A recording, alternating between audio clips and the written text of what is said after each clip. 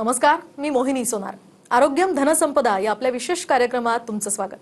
आज आपण सोरायसिसवर प्रगत होमिओपॅथिक उपचार या विषयावर माहिती जाणून घेणार आहोत आणि या संदर्भात आपल्याला मार्गदर्शन करणार आहेत आज doctor R.S. Sonawane sir. Doctor, आपल्या कार्यक्रमात खूप खूप स्वागत. तर या कार्यक्रमाला सुरुवात करण्याआधी आपण डॉक्टरांची थोडक्यात ओळख करून घेऊयात. आपण पाहूयात डॉक्टर R.S. सोनवणे यांचं कार्य कसं आहे. दरम्यान सोनवणे हे psoria treat homeopathic clinics private limited Mumbai आणि पुणे ह्याचे संचालक आहेत. भारतातील पहिलं होमिओपॅथिक सोरायसिस तज्ज्ञ अशी त्यांची जगात ओळख आहे, ख्याती आहे. Doctor R.S. सोनवणे हे गेल्या 40 वर्षांपासून फक्त सोरायसिस या त्वचा रोगावर संशोधन आणि होमिओपॅथिक उपचार करतात. त्यांनी आज तागायत 32,000हून अधिक रुग्णांवर यशस्वी उपचार केलेत. शिवाय डॉक्टर सोनवणे यांनी नॅशनल इन्स्टिट्यूट ऑफ होमिओपॅथी या जगातील सर्वात मोठ्या होमिओपॅथिक संस्थेमध्ये उच्च शिक्षण घेतलंय. 2014 मध्ये पॅरिस तसंच 2018 मध्ये केपटाऊन साऊथ आफ्रिका इथे सुद्धा झालेल्या आंतरराष्ट्रीय होमिओपॅथिक परिषदेमध्ये त्यांनी केलेलं संशोधन प्रसिद्ध करण्यासाठी त्यांना निमंत्रित करण्यात आलं होतं. 2024 मध्ये स्पेन या ठिकाणी झालेल्या आंतरराष्ट्रीय होमिओपॅथिक परिषदेमध्ये त्यांनी त्यांच्या संशोधनाचे अधिक प्रगल्भ असे पैलू शोध निबंधाद्वारे प्रसिद्ध केले. मे 2025 ला बॉस्टन अमेरिका या ठिकाणी ॲलोपॅथिक त्वचारोग तज्ज्ञांच्या एका मोठ्या परिषदेमध्ये सुद्धा त्यांना त्यांचा शोध निबंध प्रसिद्ध करण्यासाठी निमंत्रण मिळालं होतं. तसंच नेदरलँड इथे सुद्धा त्यांना त्यांचं हे संशोधन एकूणच शोध निबंध प्रसिद्ध करण्यासाठी आमंत्रित करण्यात आलं. त्यानंतर मे 2026 ला अमेरिकेमध्ये लास वेगास या ठिकाणी हेल्थ 2.0 या आंतरराष्ट्रीय परिषदेमध्ये डॉक्टर सोनवणेंना आधुनिक तंत्रज्ञान आणि आर्टिफिशियल इंटेलिजन्समुळे भविष्यातील आरोग्य व्यवस्था कशी असावी यावर मार्गदर्शन करण्यासाठी विशेष निमंत्रण करण्यात आलं होतं. आणि त्यांना 2026चा वैद्यक शास्त्रामध्ये उत्कृष्ट गुणवत्ता सेवा पारितोषिक सुद्धा देण्यात आला. डॉक्टर सोनवणेंची पुणे आणि मुंबई तसंच यामध्ये वाशी आणि दादर इथे क्लिनिक्स आहेत. जगभरातील सोरायसिस रुग्णांसाठी सोरिया ट्रीटची ऑनलाईन होमिओपॅथिक उपचार सुविधा सुद्धा त्यांच्याकडे उपलब्ध आहे. एकूणच या सगळ्यानंतर आपण चर्चेला सुरुवात करूया. डॉक्टर, पुन्हा एकदा आपलं खूप खूप स्वागत आहे. सोरायसिस हे नाव आपण बऱ्याचदा ऐकतो. अनेक रुग्णांना तुम्ही बरं केलंय आणि साधारणतः 32,000पेक्षा जास्त रुग्णांवर तुम्ही उपचार केले. मात्र सोरायसिस हा आजार किंवा हे नाव जरी ऐकलं तरी अनेकांना भीती आहे. मात्र हा आजार नेमका काय आहे, याची कारणं काय आहे, एकूण सगळी माहिती प्रेक्षकांना. हा सोरायसिस हा जो आजार आहे हा एक त्वचा विकार आहे आणि याच्यामध्ये त्वचेच्या पेशींचं जे पुनरुत्पादन हे प्रमाणापेक्षा जास्त होतं. सोप्या भाषेत म्हणायचं तर डोक्यात होणारा कोंडा ही सोरायसिसची प्राथमिक अवस्था आहे. आता आपण स्लाइड्स बघूया की साधारणतः आपल्याला चित्तारून लक्षात येईल स्लाइड्समध्ये की डोक्यात होणारा जो कोंडा आहे. या स्लाइडमध्ये आपण बघतोय की हा जो रुग्ण आहे तर कोंडा हा एक सामान्य लक्षण आहे आणि याचा जो उपचार आहे हा सारखा कोंडा म्हणून केला जातो, पण तो सोरायसिस असू शकतो. बरोबर. सुरुवातीला लोक कोंड्याचा उपचार करतात, तो थोडा बरा होतो, कालांतराने पुन्हा येतो आणि परत पुन्हा त्याचा उपचार होतो. पण हा डोक्यापुरता मर्यादित न राहता हाच ज्या वेळेला कानाच्या मागे किंवा हाताचे कोपर आणि गुडघे या ठिकाणी आपण बघू शकतो. तर त्याच्या काही स्लाइड्स माझ्याकडे आहेत, आपण ते बघायला पाहिजेत, त्याच्यावरून आपल्या लक्षात येईल. अगदी. एकूणच सोरायसिस तुम्ही सांगितल्याप्रमाणे एक त्वचा विकार आपण याला म्हणू शकतो आणि मुख्यतः याचं कारण केसांच्या स्काल्प पासून सुरुवात होतं. म्हणजे साधारणतः जो कोंडा आपल्याला दिसतो सोरायसिस सुरुवातीला अगदी तसाच दिसतो आणि त्याचा उपचार सुद्धा कोंडा म्हणूनच होतो. अगदी. आणि तो जो कोंडा म्हणून होणारा उपचार हा सोरायसिसचा नाही तर कोंड्याचा असतो. कोंडा हा वेगळा आजार आहे आणि कालांतराने ज्या वेळेला थोडा वेळ रुग्णाला बरंही वाटतं पण तो दुर्लक्ष करतो की त्याला कळत नाही सोरायसिस. बऱ्याच वेळेला डॉक्टरांना पण नाही कळत. पण तीच त्वचा ज्या वेळेला जाड होते, कानामागे येते, कानामागे ती बाहेर यायला लागते आणि त्याच्यानंतर हळूहळू हाताचे कोपर, गुडघे येथील त्वचा सुद्धा जाड होते आणि त्याच्यातून पण कोंडा यायला लागतो आणि संपूर्ण शरीरावर मोठे मोठे चट्टे यायला लागतात आणि त्याच्यातून त्वचा गळायला लागते.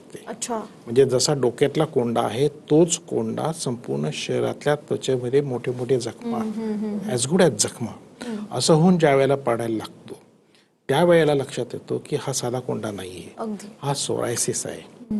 आणि हा जो सोरायसिस आहे हा त्वचेचा विकार जरी असला तरी त्याचं मूळ कारण हे प्रतिकारशक्तीत आहे.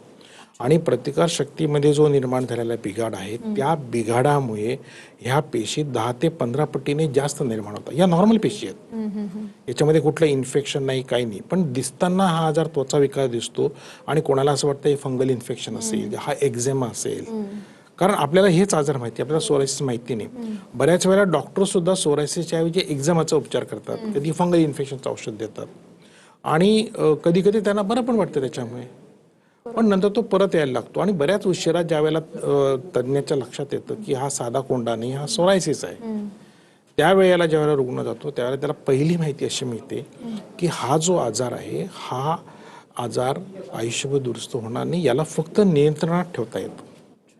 कारण सोरायसिस हा जो आजार आहे हा प्रतिकारशक्तीचा आहे आणि प्रतिकारशक्तीसाठी जी औषधं आहेत ती प्रगत वैद्यकशास्त्रामध्ये ती दुरुस्त करण्यासाठी नाही आहेत, ती फक्त कंट्रोल करण्यासाठी. म्हणून रुग्णाला हे सांगण्यात येतं की याचा ज्या वेळेला सोरायसिस येईल आम्ही उपचार करू आणि याचा उपचार झाल्यानंतर तो बंद झाल्यानंतर तू फ्री आहेस, पुन्हा ज्या वेळेला पुन्हा उपचार कर. त्यामुळे रुग्णाला आयुष्यभर उपचार घेणे हा एक पर्याय असतो. दुसरा पर्याय असा आहे की जरी हा आजार सुरुवातीला कोंडा म्हणून सुरुवात झाली, त्यामुळे आपल्याला बऱ्याच वेळेला वाटतं की साधा कोंडा आहे किंवा 1-2 डाग आहेत म्हणून दुर्लक्ष होतं, म्हणून रुग्ण नियमित उपचार घेत नाहीत. पण हा तसा आजार धोकेदायक आहे, हा इनोसंट नाहीये, हा एकदम कधीतरी प्रक्षुब्ध होऊ शकतो. आणि जरी महत्वाची गोष्ट अशी आहे की जरी हा आजार कोंडा किंवा शरीरावर चट्टे असले तरी याचा एक प्रकार नाही, याचे अनेक प्रकार आहेत, त्याची रूपं बदलवतो. गटेड सोरायसिस म्हणून येतो, कधी तो इन्व्हर्स सोरायसिस म्हणजे साधारणतः फंगल इन्फेक्शन सारखा म्हणून तो येतो. या वेगवेगळ्या रूपाने आल्यामुळे याचं निश्चित निदान करणं पण कठीण असतं. आणि रुग्णाला जे काही आज प्रचलित उपचार आहेत ते सगळे जे प्रचलित उपचार आहे हे रोग नियंत्रणासाठी आहेत. म्हणजे त्वचेवरचा सोरायसिस, त्वचेवरचा सोरायसिस हे सोरायसिसचे परिणाम आहेत. मूळ दोष हा प्रतिकार शक्तीमध्ये झालेला आहे आणि प्रतिकार शक्तीमध्ये झालेल्या दोषामुळे काय झालेलं आहे की जी त्वचा तुमची नॉर्मली तयार व्हायला पाहिजे त्याच्यापेक्षा अधिक प्रमाणात होते. साधारणतः ही जी आपली त्वचा आहे ही जी डेड स्किन आहे आणि ही डेड स्किन च्या खाली लिव्हिंग स्किन आहे, दर 28 दिवसांनी आपली पूर्ण त्वचा नवीन तयार होते आणि ही रोज रोज जाते, त्यामुळे आपल्याला जो लक्षात येत नाही. जसं स्नेक्स किंवा सापामध्ये आपण एकाच वेळेला स्किन निघते, आपली रोज थोडी थोडी येते. ज्या वेळेला तुम्हाला जखम होणार आहे त्यावेळेला त्या ठिकाणी एक प्रक्रिया तयार होणार आहे, त्याला म्हणतात वुंड हिलिंग मेकॅनिझम. म्हणजे तुमच्या शरीराची जी त्वचा आहे, जखम झाली, सर्जरी झाली, तर ती दुरुस्त करण्यासाठी तुम्हाला किती वेळ लागतो? 3 दिवस. पण ऍक्च्युअली नॉर्मली तो तेवढा खड्डा भरण्यासाठी तुम्हाला 28 दिवस लागायला पाहिजे.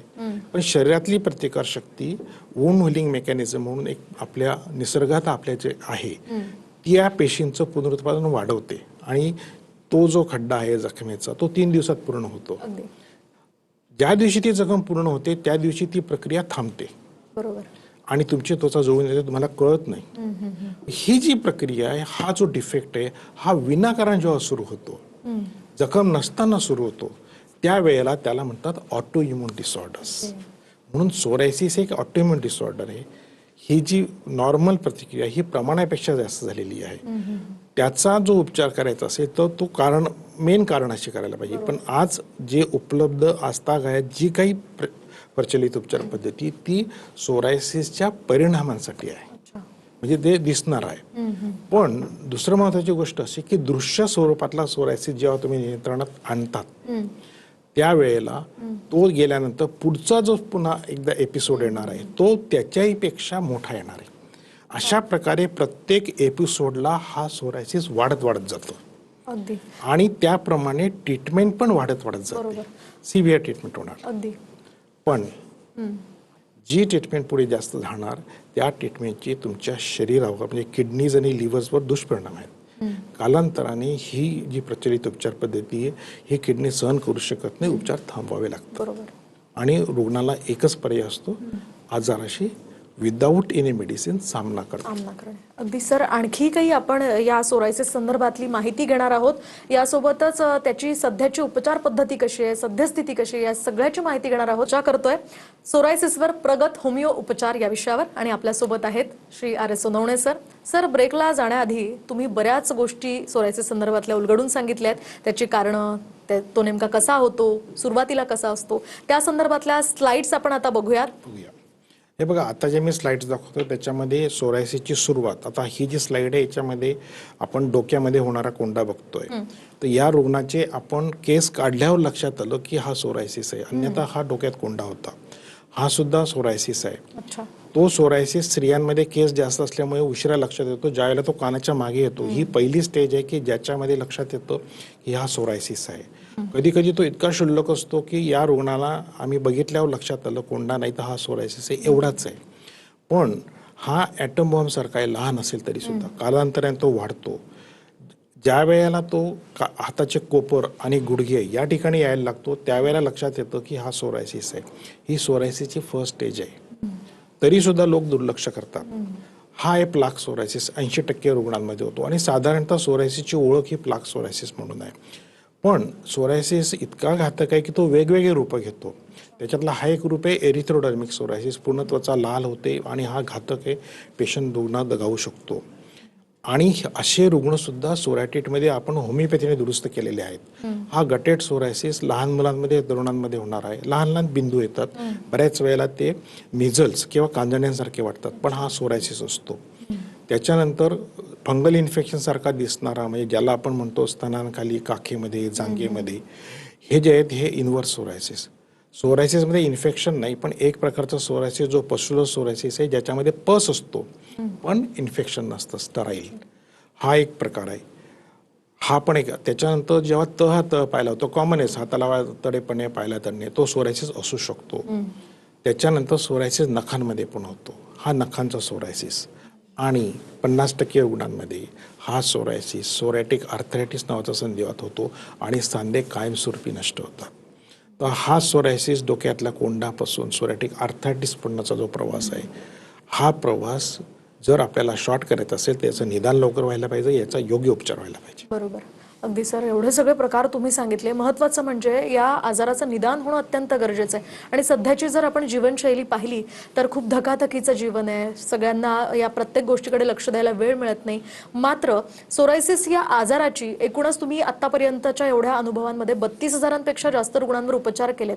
आणि तेव्हाची आणि आताची परिस्थिती कशी आहे, सध्याच्या या आजाराची परिस्थिती नेमकी कशी आहे? साधारणतः ज्या वेळेला मी विद्यार्थी होतो, समजा 47-48 वर्षापूर्वी, त्यावेळेला हा सोरायसिस 30 ते 40 वर्ष वयोगटात होतो असं होतं. आज तो 18 ते 25 वयोगटात होणार आहे आणि मी लहान मुलं सुद्धा बघतोय.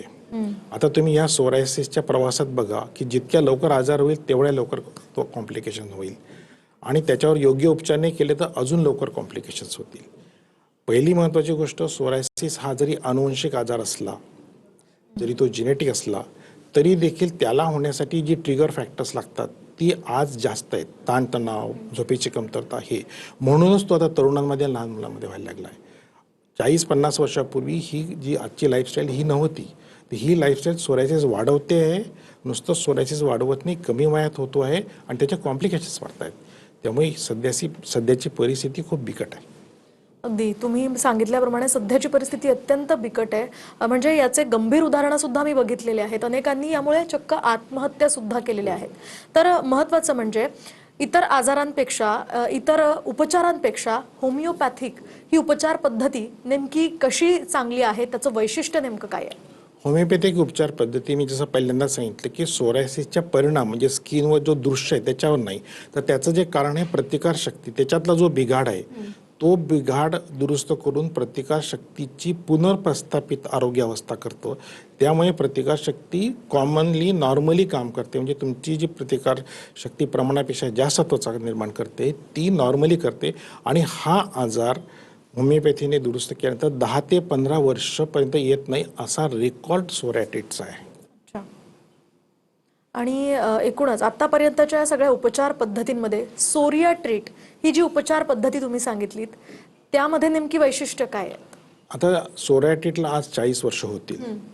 40 वर्षापूर्वी आम्ही जो निर्णय घेतला की फक्त सोरायसिस उपचार, याच्या मागे महत्त्वाचं कारण असं होतं की ज्या वेळेला मी विद्यार्थी होतो त्यावेळेला सोरायसिसवर कुठले उपचार उपलब्ध नव्हते. जसं शास्त्र गेलं 40 वर्षात तर त्यात उपचार आलेत, नियंत्रणासाठी आलेत. होमिओपॅथीमध्ये सुद्धा हा उपचार होत नाही असं शिकवलं जायचं त्या काळात. त्या काळात जसं तुम्ही माझी इंट्रोडक्शन दिली की नॅशनल इन्स्टिट्यूट सारख्या मोठ्या संस्थेत मी शिकलोय, मला चांगले गुरु मिळालेत, तर मी असा निर्णय घेतला की इतर आजार इतर लोक दुरुस्त करू शकतात ते करण्यापेक्षा जो आजार कोणी दुरुस्त करत नाही त्या आजाराचं आपण संशोधन करावं. आणि तुम्ही जे महत्त्वाचं कारण सांगितले की डिप्रेशन हे सोरायसिसमुळे येतं आणि लोक आत्महत्या करतात. आणि तशी उदाहरणे मी बघितली आहेत. मी एक बातमी बघितली त्या काळात की एका महिलेने तिला सोरायसिस असताना 15-20 वर्षाचं ज्यावेळेला तिला कळलं की तिच्या मुलांना आहे आणि तिला हे पण कळलं की उपचार नाही आहे, तर तिने गिल्ट म्हणून आत्महत्या केली. एकटीने नाही केली तर मुलांसोबत केली. तिच्या सुसाईड नोटमध्ये तिने लिहिलं की मला गिल्ट आहे की माझ्यामुळे झाला आणि माझ्यासारखं आयुष्य त्यांनी पुन्हा जगू नये म्हणून मी त्यांना घेऊन आत्महत्या करते. ही अतिशय हृदयद्रावक घटना होती. त्या दिवशी मी ठरवलं की मला फक्त सोरायसिसचा उपचार करायचा नाही, मला आता अशी पुन्हा घटना जगात होऊ नये याच्यासाठी मी काय करू शकतो. आणि म्हणून आम्ही फक्त सोरायसिस उपचार केलं. आणि सोरायटिटने यासाठी केवळ उपचार नाही तर संशोधन केलं की 40 वर्षापासून आम्ही प्रत्येक रुग्णाचे छायाचित्र घेतोय, ते स्टोअर केलेले आहेत, पूर्ण रेकॉर्ड हिस्ट्री स्टोअर केलेली आहे. आणि या 40 वर्षामध्ये आम्हाला असं आढळलं की केवळ होमिओपॅथी नाही तर होमिओपॅथीमध्ये काही नवीन गोष्टी आम्ही आणल्यात ज्याला आम्ही प्रगत उपचार म्हणतो. प्रगत उपचार म्हणजे केवळ उपचार म्हणजे रुग्ण तुमच्याकडे आल्यानंतर त्याचे प्रॉब्लेम सांगले त्याच्या फक्त आजार दुरुस्त करणे असं नाही तर आजार का होतो तो पुन्हा होऊ नये म्हणून त्याचं मार्गदर्शन आणि त्याचं मूळ कारण काय आहे त्याच्यावर उपचार करून तो शोधून काढून. त्यामुळे आज सोरायटिसमध्ये सगळ्यात जगामध्ये मला अति स्वाभिमानाने वाटेल की सगळ्यात मोठा डाटा जो फोटोग्राफी आहे तो सोरायटिसकडे आहे. सोरायटिस केवळ सोरायसिस पेशंटचा उपचार करत नाही तर national institute of technology Raipur सोबत आर्टिफिशियल इंटेलिजन्स मशीन लर्निंग याच्या साहाय्याने आम्ही संशोधन करतोय. आणि एक हार्डवेअर आणि सॉफ्टवेअर जगामध्ये पहिल्यांदा फक्त भारत आणतंय की ज्याच्यामुळे त्वचा रोगाचं निदान आणि संशोधन आणि त्याचं प्रोग्नोसिसला मदत होईल. Hardware and software. तर ह्या सगळ्या 40 वर्षाच्या माझ्या ज्ञानाचा उपयोग आर्टिफिशियल इंटेलिजन्सला होतोय. आणि त्यामुळेच आज जगभरामध्ये सगळ्यात जास्त सोरायसिस रुग्ण जेव्हा एका डॉक्टरने दुरुस्त केले ते डॉक्टर सोनवणेने केलेत. ह्या सगळ्यांचा केवळ उपचार नाही तर आम्ही डाटा मेंटेन केलाय तो पुढच्या पिढीला कामात येईल. तर महत्त्वाची गोष्ट अशी की अजून एक गैरसमज आम्ही केलेला आहे की या आजाराबद्दल गैरसमजामुळे लोक आहेत. जसं हा इन्फेक्शस नाही आहे. महत्त्वाची गोष्ट की खूप आता व्हॉट्सअपवर येतं याच्यामुळे आजार होतो, नॉनव्हेज खाल्ल्यामुळे होतो, असं काही नाही आहे. मेन म्हणजे नियमित उपचार, कमीत कमी पथ्य आणि योग्य नॉलेज हे केलं तर सोरायसिस पूर्णपणे दुरुस्त होऊ शकतो. हे सोरायटिसचं वैशिष्ट्य आहे.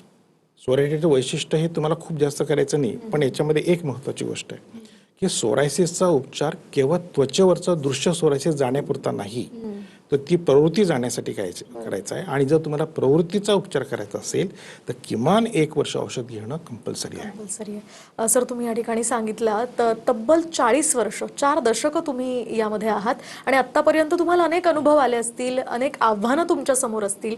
या पूर्ण 40 वर्षांमध्ये काय काय बदल तुम्हाला जाणवलेत आणि एकूणच तुमचा अनुभव कसा राहिलाय? या 40 वर्षामध्ये मी असं बघितलं की जसं सायन्स ॲडव्हान्स झालंय, आपलं कम्फर्ट्स वाढलेले आहेत, तसं आपलं आरोग्याकडे दुर्लक्ष झालं आहे. बरोबर. आपण आरोग्याकडे दुर्लक्ष करून खूप प्रगती करतो आहे. पण ही प्रगती आपल्याला हा सगळे जे आहेत शेवटी जेव्हा आरोग्य जातं त्यावेळेला तुमच्या प्रगतीचा काहीच उपयोग नाही. आणि हे सगळं मला हे मत लहान मुलांमध्ये जसं सोरायसिस वाढायला लागला याचं कारण आहे की त्यांचं योग्य अपब्रिंगिंग नाही. त्यांना सुद्धा स्ट्रेस दिला जातो आणि तो स्ट्रेस दिला जातो पालकांनी. आणि हे सगळं जर लाईफस्टाईल आपण नाही बदलवली तर उपचार काही दिवसांनी तुम्हाला काहीच उपयोगाचे नाहीत आणि अनेक आजार ऑटोइम्यून आजार होतील. तर त्याच्यासाठी जागरूकता ही आवश्यक आहे. आणि त्यासाठी एक मी पुस्तक लिहिलं आहे ज्याचं नाव आहे no psoriasis to know psoriasis KNOW. ते पुस्तक जे आहे ते सोरायसिस होऊ नये म्हणून आहे की तुमच्या कुठल्या चुकांमुळे तुम्हाला पुढे सोरायसिस होऊ शकतो, लाईफस्टाईल कशी चेंज करायला पाहिजे किंवा सोरायसिस कसा नियंत्रणात आणायला पाहिजे, तो वाढू का देऊ नये. तर आज डॉक्टर म्हणून मी सांगेल की उपचारापेक्षा हे जास्त महत्त्वाचं आहे मार्गदर्शन. बरोबर. आणि केवळ रुग्णाला उपचार करण्यापेक्षा त्याचा रेकॉर्ड आणि संशोधन हे खूप महत्त्वाचं आहे. जेणेकरून आज तुम्ही जी काही गोष्ट करताय ती जर तुम्ही रेकॉर्ड ठेवली, त्याचं तुम्ही योग्य केलं तर त्याचा पुढच्या पिढीला उपयोग होईल.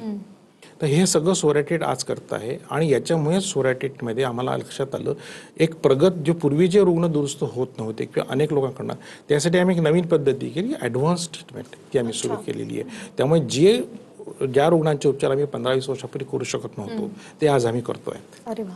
एकूणच सोरायसिस हा बरा होऊ शकत नाही, मात्र तो नियंत्रणात येऊ शकतो. आणि महत्त्वाचं म्हणजे तुम्ही जी उपचार पद्धती यामध्ये सांगितली त्यानुसार 15 वर्ष तो येत नसल्याचं तुम्ही म्हटलं. बरा होऊ शकत नाही याचा अर्थ ॲलोपॅथिक सायन्समुळे असं म्हणतो, पण मी अतिशय शास्त्रीय दृष्टिकोनातून म्हणेल की तो पूर्णपणे बरा होतो असं म्हणणार नाही. माझा अनुभव असा आहे की माझी ट्रीटमेंट घेतल्यानंतर पूर्ण माहितीनंतर ज्या रुग्णांनी औषधोपचार मी बंद करायला सांगितले, औषधोपचार बंद करूनही त्यांना 15 वर्ष सोरायसिस झाला नाही, हे आमचा अनुभव आहे. एवढ्या वर्ष आणि हे सायंटिफिक स्टेटमेंट आहे. पूर्णपणे बरा झाला हे म्हणणार नाही, कारण जोपर्यंत आम्ही रेकॉर्ड करतोय 15 वर्ष ही हायएस्ट रेकॉर्ड आहे. याचाच अर्थ तो क्युअर झालेला आहे.